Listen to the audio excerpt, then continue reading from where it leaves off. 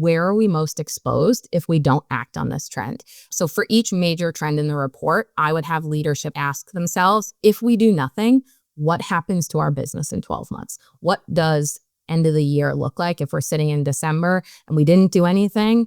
What does that look like for us? That question ultimately will surface the urgency and prioritization more naturally, and it also surfaces any political or organizational issues that might be holding you back. You start to hear, we lose share to competitors who are doing X, Y, and Z, or we miss the customer who's shifting to this new channel, or we can't measure all of our retail media effectively anymore. That exposure surfaces the real priority and I think helps bring clarity to drive the action that's needed. Hello, and welcome back to the Commerce Collective podcast. Happy New Year. I am still your host, Emma Irwin, and in this first episode of the year, we're going to cover what we always do, Flywheel Retail Insights Digital Trends to Prepare for in 2026 report. At the end of this episode, you will walk away with actionable insights on a selection of trends from the report and an understanding of why preparing for or building on these trends and shifts will move the needle for your business. Without further ado, let's meet our trusted guest. Thank you for having me. It's always one of my favorite conversations of the year. My name's Hannah Donoghue. I am our SVP of Commerce Intelligence here at Flywheel. As we continue to build out Flywheel's intelligence capabilities, we really saw an opportunity to unite Flywheel's former consulting, retail insights, custom client analytics, AMC consulting, a lot of those capabilities with TPN's commerce intelligence team into a unified commerce intelligence organization. As some of the listeners may have recently heard our announcement that TPN, which is Omnicom's flagship retail and commerce agency, is going to join or has joined Flywheel.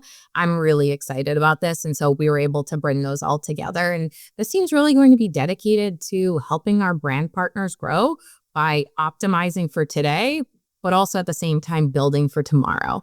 Our goal is to really stay at the forefront of the industry. We want to bring awareness and clarity to those top commerce challenges and opportunities. And that's really what we're here to talk about today. So I'm really excited to go into the year in this new role, in this new capacity, and just excited to get going. Of course, you know this one. I just want to know, what's the last thing you purchased online? Apart from all Christmas gifts, Gap and Cat and Jack jeans for my kids. They're growing like weeds and they're always ripping holes in their knees of their jeans. So it feels like I'm just constantly buying them. So that is my latest. All right. As I mentioned in the opener, we're going to walk through a selection of trends from Flywheel Retail Insights Digital Trends to Prepare for in 2026 report. Why are they there? What do these look like in action now and in the future? What do you do to get ahead of them? You'll hear about agentic commerce, clean rooms, and the power of your data, how value, private label, and affordability will impact your strategy both online and in-store, consolidation and partnerships at scale, and we'll briefly even hit on CTV. And of course, we will wrap up with what Hannah thinks is the most urgent trend to act on from the list, but you'll have to stick around for that. Okay, let's get into it.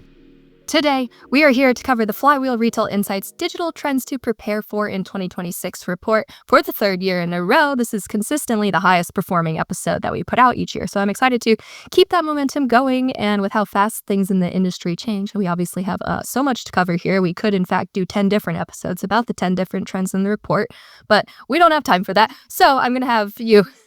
To kick us off, can you just give listeners the quick overview of this report? Like, why is it created, the methodology? You know the drill. Yeah, absolutely. And no pressure on this episode in the third year.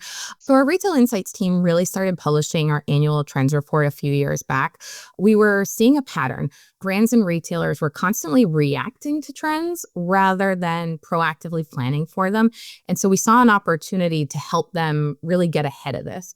They'd see something starting to gain traction, scramble to catch up, but then often you end up missing the window of opportunity where they could have moved with more intention and strategy up front. Then you layer that all the complexity and noise that there is in the industry today. There's so much information being funneled to brands and to retailers. And we're always getting the question, what should we prioritize? Where should we invest? Brands have finite resources, be it time, people, dollars. We saw an opportunity to really help them prioritize their investment and use it more smartly, helping them figure out where to place their bets, where to focus their attention, and where they may need to upskill as well. So it's a favorite one every year to look at, and then also go back and see how it changes every year. Amazing. I know you just hinted to, like, a lot of brands always feel like they're chasing trends instead of getting ahead of them. How should someone like a VP of Commerce use this report to kind of set their 2026 plan in a way that truly helps them get ahead? Like, go beyond reading the words and actually put it into action. Yeah, that's a really key question because the report identifies 10 trends, but not all of them are going to have the same impact for every leader. Not everyone is going to be equally urgent for every business. There's different category nuances. So what I would recommend is first map to your business model. Understand which of these trends directly impact your consumers and how they shop. So, you could see if you're looking at a CPG brand or a digitally native brand, that might be different from one to the next. Next, you really want to identify where your signal gaps are. What data, insights, or capabilities do you lack that would let you move faster, that would help you get there quicker and with more impact? If you're, as an example, if you're not in data clean rooms yet, that's a priority. It's table stakes now. Third, I would say you need to build partnerships, not just projects. These trends that we're seeing are not just solo efforts anymore. They can't be done in a silo. They require partnerships often with your retailers and potentially with other platforms. And so we'll talk a little bit about, I imagine, consolidation and partnership later, but that's a key piece that I would recommend. And then lastly, I would say start now. You can start small. You don't have to tackle all of them at once. Pick one or two that are the most high impact trends and run a disciplined pilot. See what you learn, measure it, learn from it, and then scale what actually works. Don't try and boil the ocean right away. Be strategic in how you tackle them. And I think that avoids potential inertia where there's so many you don't know where to start that you don't start at all. Got it. Perfect. Okay, I'm going to move us into trend number 1, which is agentic commerce goes mainstream. And, we can't have a report without mentioning agentic commerce, of course. But it's interesting because I see all of this kind of varying discourse on agentic commerce. And I'm also questioning, is it agentic? I've heard it both ways. But seeing all this discourse especially on LinkedIn of where it's at on the adoption cycle. So my question for you is, why are we confidently predicting that this is the year that it goes mainstream? What changed last year to make this year why it's in the report? So first, capability has matured. Platforms have really started to make serious commitments to agentic commerce. And we really anticipate further advancements in agentic commerce protocol. So we're not talking about experimental chatbots anymore. These are significant platforms that are investing engineering resources, marketing dollars. They're creating partnerships. It's a real priority, and the capabilities are much stronger than they were previously. You think about ChatGPT launching instant checkout and continuing to expand its retailer partnerships. We expect more advancements in multi-product and multi-merchant checkout in the future. That creates the room and space for this to advance in a different way in the year ahead that we're really excited about. And then if you take a look at what Amazon and Walmart, amongst others, are obviously doing, they are really embedding agentic search directly into their platforms. They're in market, they're scaling. And so that would be the thing I would say first. The second I would say is that consumer adoption is accelerating. We are seeing shoppers shift to zero-click searches. And if the consumers are moving there, that also makes the environment more ripe for this disruption. And that's a fundamental shift in the path to purchase. And then the third thing I would say is that economic incentives are aligning more, especially around ad opportunities. So retailers are really seeing agentic commerce as a way to own the consumer interface more directly, to collect that data, and platforms are launching sponsored ad opportunities. And so when the economic incentives align as well, there's potential there. And so I think as you start to see sponsored ads and media activations become more prevalent on LLM-powered platforms, you'll start to see this go forward. So the combination, it's not just one thing, it's the combination of all of those together that we think will really make 2026 look different on this trend in particular. That makes sense. I'm curious, do you routinely use agentic commerce? I feel like our SVP of Commerce Intelligence is a good, figuring out where we are on the adoption cycle of people. But are you any interesting personal observations if this has become a normal behavior for you? Yeah, I mean, I do use it frequently for product discovery and research and weighing choices. I'd say that's where I use it the most right now. I used Rufus over Cyber Week to consider different deals, look at price history as they're now including that. I like to see, and this is part of me being a little bit of a nerd, but I like to see what prompts it suggests. So last night, even I was playing around and, Rufus has their new things to try section, and it offered the prompt, what does my order history say about me? And it was kind of scary how spot on it was about my family, our lifestyle. It incorporated the services that we buy, the products we buy on Amazon, the food we buy at Whole Foods. And so it had a pretty spot on picture. Yeah, there were a few things that I would say, maybe not quite, but for the most part, it was pretty spot on. And so when you think about the potential and what information is there and available now, and you connect that to agentic commerce, it's really becoming interesting. It is starting to go mainstream, but let's be honest, we are still in early innings. It is not at full adoption yet, but it's moving really quickly, and I'm certainly enjoying the ride. And as multi-product checkout becomes available, I think that becomes even more interesting as that accelerates. And I'm definitely curious to see how that kind of behavioral data collection through these different chatbots kind of impacts, let's say Amazon, for example, the personalization of your homepage during deal events, and how much more spot on can it get? Because mine is already scarily spot on before Rufus even came into the picture.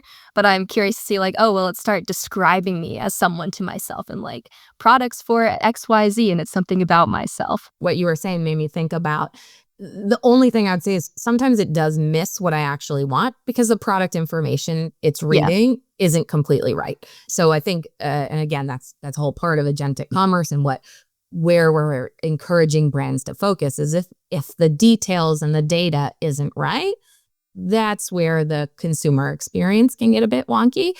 But so that's the thing that I would be paying attention to. If your product title, description, images, reviews, any of that information is incomplete or poorly structured, the agent isn't going to surface you or will surface you incorrectly. And I would say, the comparable to that would be it's like having a store and your shelf tag is missing or wrong. But at scale and in ways it's much more invisible to you because you don't know, you're just not showing up, versus at the store you're looking and you can see it right in front of you. In the scenario where I am the brand partner that you're working with and I'm listening, I understand that I need to do something. And it's I understand kind of everything you just said, but do you have any kind of more practical tips for where do I even start to get all of this in line so that I am surfacing? Absolutely. So I think the first thing is just audit your searchable content. Look at how your product information appears in an AI search experience. Act as a consumer or a shopper or a user yourself and go in for your categories. If you can't today describe what an AI agent sees when it looks at your product, that's sort of the first problem to solve. You want to make sure that you get your product information complete, accurate, and structured. The next step, and you can do that fairly quickly, then over the next, I'd say, call it 30 to 60 days, prioritize attribute data. Work with your teams to get the right data in place, structured in a way that the LLMs can ingest it, and make sure that your critical attributes are populated across your top retailer partners in where they need to be. So that again, when LLMs scrape some of that information, it's there. Start with your top performing SKUs. Again, the theme of today is don't boil the ocean. Be structured in how you approach things. And this might sound technical because it is so specific on the data side, but it's really the difference between your product being available and showing up in those prompts and being invisible. Then from an ongoing standpoint, so if you start with those two things from an ongoing standpoint, I would say start exploring those platform relationships and how this theme and how agentic commerce, how you're working that into some of your joint business planning efforts, where it's going from joint business planning to really more joint value creation. And that can be done on an ongoing basis. Partnerships take time. That's not something, you're going to snap your fingers and have tomorrow, but that is something that I would definitely recommend considering. Boom. Okay, I'm going to move us into the second trend that we're going to cover. And it's a convergence of two different trends from the report, but they go together really nicely. And that's data clean room shift from niche to necessary, as you already mentioned kind of at the top of the episode. And then non-public data becomes a competitive edge. Starting with data clean rooms, I feel like I have said the word data clean rooms on this show a bazillion times. Yeah. Like, I might as well just get a tattoo of it at this point. But I'm kind of like, why do we still have to convince brands that data clean rooms are necessary? Yeah, I think, data clean rooms have been on the horizon for years. I mean, long time. That's not a new thing. But as you said, Emma, exactly, like adoption has been slower than it should be.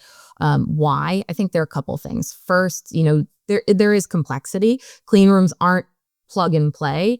They do require coordination with retailers. They require understanding of data governance. They require deeper technical capabilities.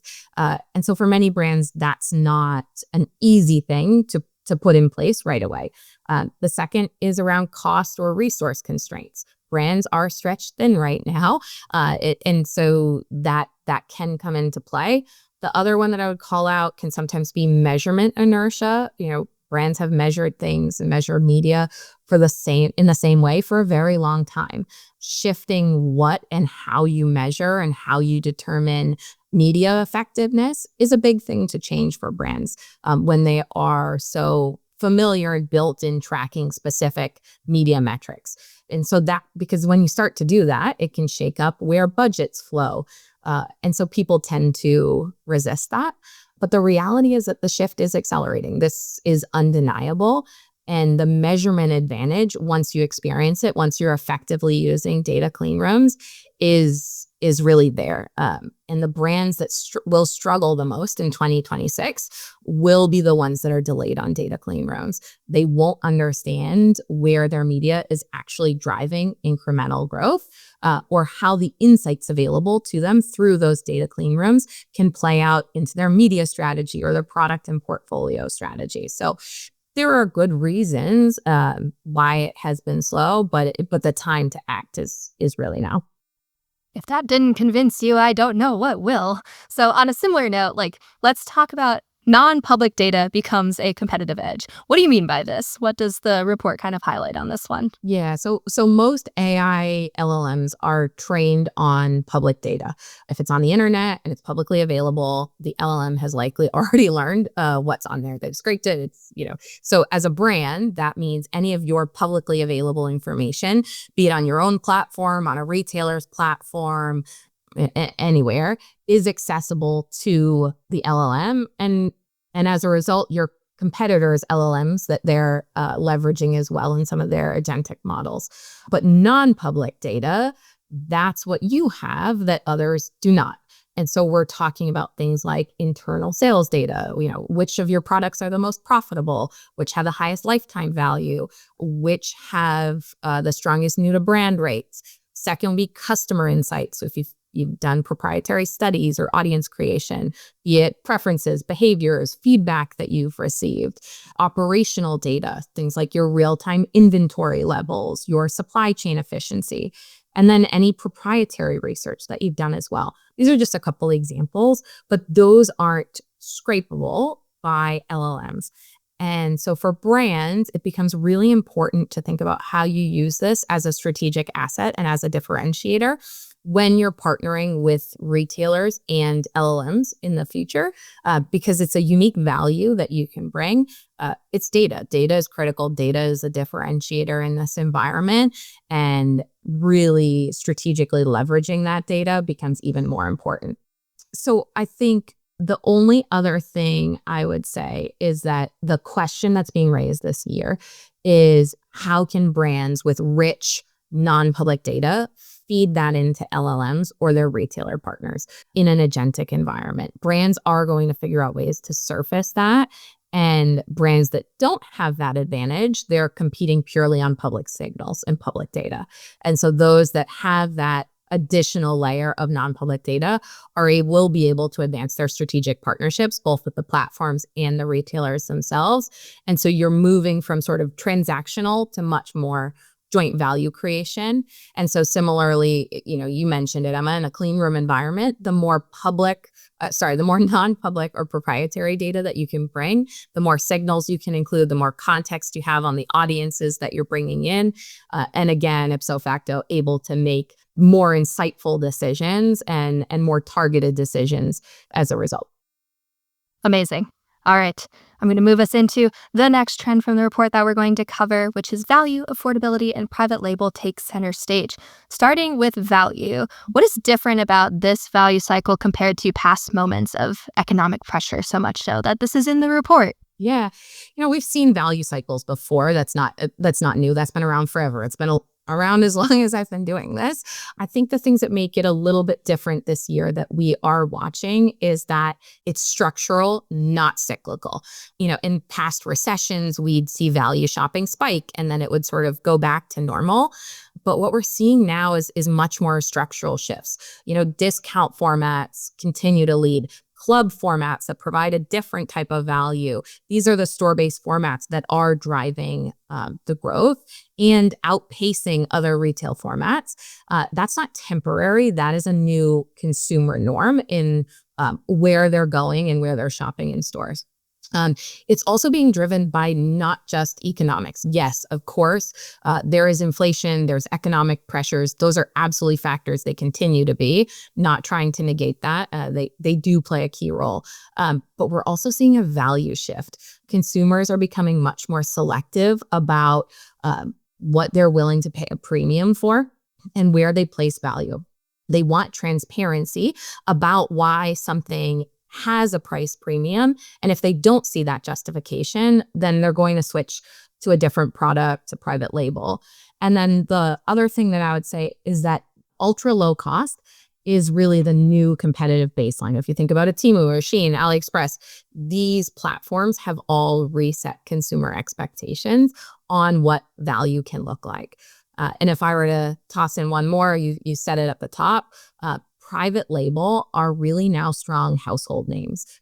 Retailers are investing significantly into private label. They are not just a substitute. You have leading global retailers that, for example, are targeting over 40% of their sales in, food and beverage or, some CPG categories in private label. These aren't just volume plays anymore. They're much more strategic positioning. They're how they're differentiating. Private label is becoming aspirational for some of them. And so that creates a very different value environment than we've seen in the past.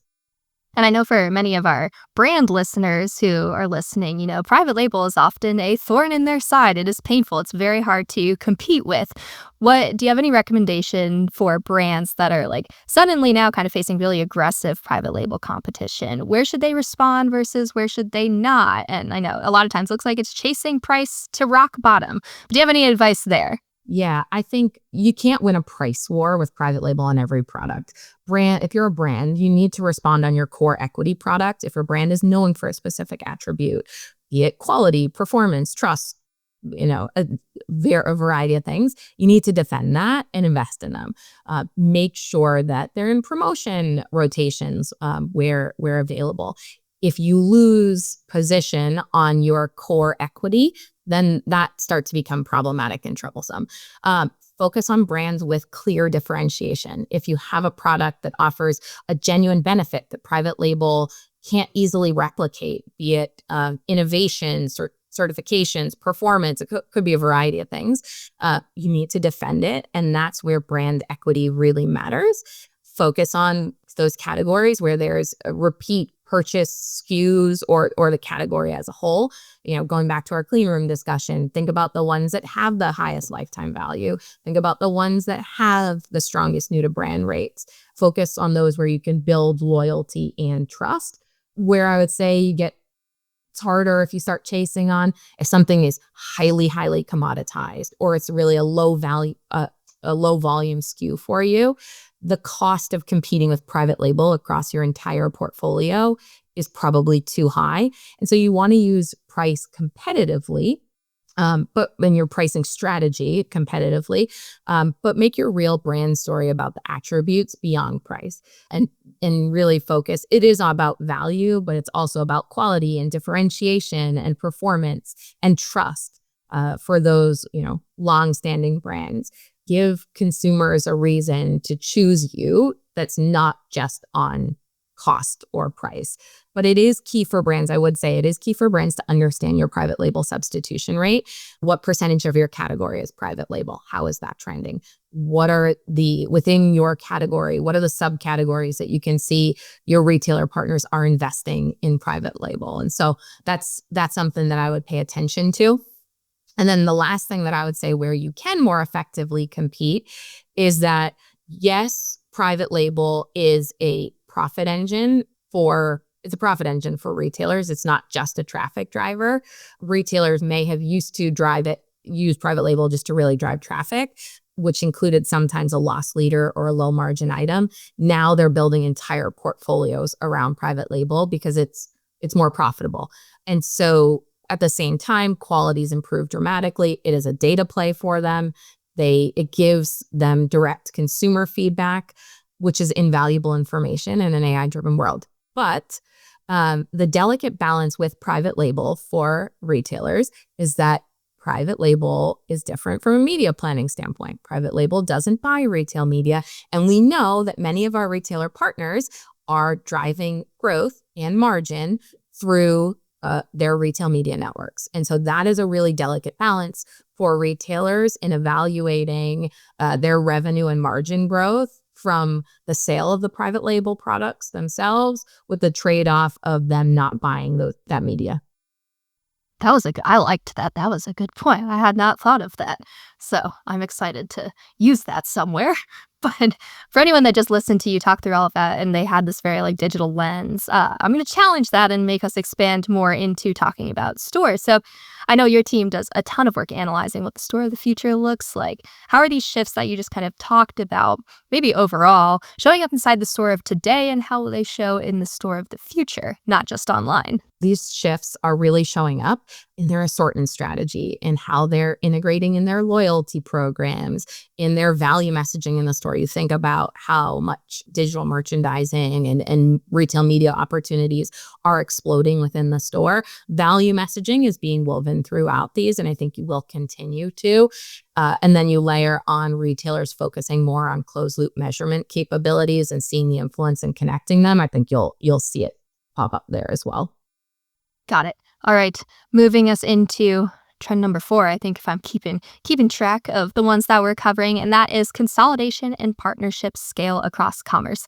Where are you seeing this play out most aggressively right now that makes that growth worthy of its own trend within the report? Yeah, I think so. It's playing out in quite a few arenas, but if I were to say the ones that we're seeing the most and expect to continue to, it's on-demand retail that has been continuing for quite some time as those platforms look to scale their delivery networks and scale their operations. It's been significant consolidation for quite some years, and we expect that to continue.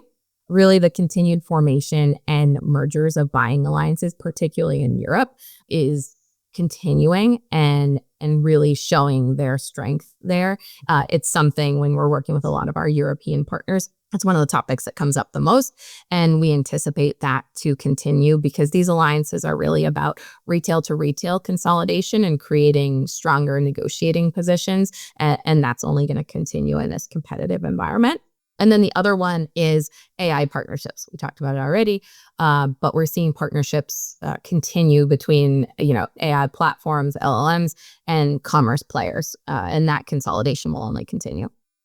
We're going to very quickly hit on a 5th trend. That's half the report, team, and in fact, we covered 2 in 1, so it's more than half the report. But you should still absolutely read the full report.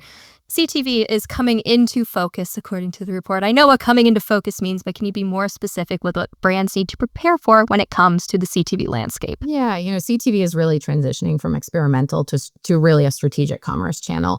Commerce integration is accelerating, and CTV isn't just awareness or reach anymore. Retailers are building clickable, QR-enabled, shoppable CTV formats.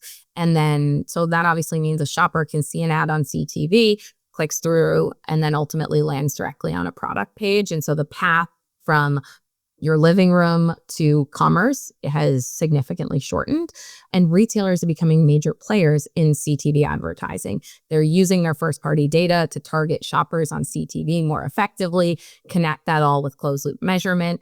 And so what you're seeing is that CTV is becoming really a core part of your retail media strategy and not something that is separate from it. Measurements improving there. And so if you're able to have that closed loop attribution that connects CTV viewing to in-store and online purchase, that's really changing how brands think about it. And then the only other thing I'd say is that creative formats are evolving. Brands need to be ready for that dynamic, personalized, interactive CTV creative. And so that requires some different production thinking and media planning as well. I mean, we could go on forever about this, Emma, but Of course. that could be a whole other podcast on its own. Oh, I know. Okay, rapid fire conclusion. If you had to pick one of these trends that is the most urgent for brands to act on in the next 12 months, which would you choose and why? Yeah, I mean, I'd probably say data clean rooms. Not surprisingly, we'll continue to beat this drum. I know agentic commerce gets a lot of the headlines, but ultimately the data clean rooms are immediately actionable. They are high impact for your brand. The infrastructure is there, and more than anything, everything else rolls off of it. All these other trends can be informed by the analytics that come out of data clean rooms. And as a true data nerd at heart, I might be a little bit biased on that. Again, all the others, I'm not saying the others aren't critical. Of course, agentic commerce is critical, but data clean rooms, that infrastructure is there and the use cases are proven and the retailers are ready. It's just about taking that momentum, taking that first step and really running with it. And there's the cascading impact of if you get into data clean rooms, you're going to have better measurement of your retail media. That frees up budget from ineffective, if you're doing underperforming tactics, you'll have better customer data. Clean rooms are really that foundation that just makes everything else work better. For a listener who feels overwhelmed by 10 really large trends, what is a simple framework you recommend for turning this into a focused 2026 action plan? Yeah, so I think the first thing is map to your business model. You can do that, first week. Which of these 10 trends directly impact how your customers shop? Pick the 3 or 4 that are most relevant. Don't try to nail all 10 at once. Then from there, identify where your signal gaps are. We were talking about that earlier. For each of those 3 to 4 priority trends that you select, what's the gap between where you are and where you need to be? Do you lack data? Do you lack platform relationships? Do you lack certain capabilities? Be specific because that clarity will ultimately drive action. The next thing I would say is build your roadmap. So for each trend, for each of those 3 to 4 priority trends, what's the first thing that you can do in Q1 to really move the needle? Not the perfect solution, just the first actionable step. Maybe it's get into a data clean room pilot. Maybe it's hiring a specific resource that you need. Maybe it's auditing your product data for agentic readiness. And then ultimately sequence your initiatives. The key is you don't need to solve all trends immediately. You need to move meaningfully on 3 to 4 of them. Pick the ones that matter the most to your brand and build capability there. The rest will follow. Beautiful. Okay, finally, what is one question you think every CMO or head of commerce should be asking their teams after reading this report that they probably aren't asking yet? Yeah, that's a great question. I think I would say, where are we most exposed if we don't act on this trend? So for each major trend in the report, I would have leadership ask themselves, if we do nothing, what happens to our business in 12 months? What does end of the year look like if we're sitting in December and we didn't do anything? What does that look like for us? That question ultimately will surface the urgency and prioritization more naturally, and it also surfaces any political or organizational issues that might be holding you back. Because if you ask something like, what should we do about agentic commerce, as an example, you're going to get a lot of maybes and debates. But if you ask, where are we most exposed if we don't act, I think you get clarity. You start to hear, we lose share to competitors who are doing X, Y, and Z, or we miss the customer who's shifting to this new channel, or we can't measure all of our retail media effectively anymore. That exposure surfaces the real priority, and I think helps bring clarity to drive the action that's needed. I have to, in a few words, ask you what is on your digital wish list, something that you just haven't purchased and why this time around? For the longest time, it was one of those cool cabanas for the beach. I kept getting ads for those. That sat on my wish list for most of the year, including all summer. But I just got one for Christmas. Someone gave me one. So I was excited. Outside of that, it's probably pretty cliche, but I love reading. I add 1 million books to my digital wish list, and I make it through a lot of them. But the list is extensive. And so that will be on there for some time. Beautiful. Okay, I think that can wrap us up. And thank you so much for your time, as always. Thank you for having me.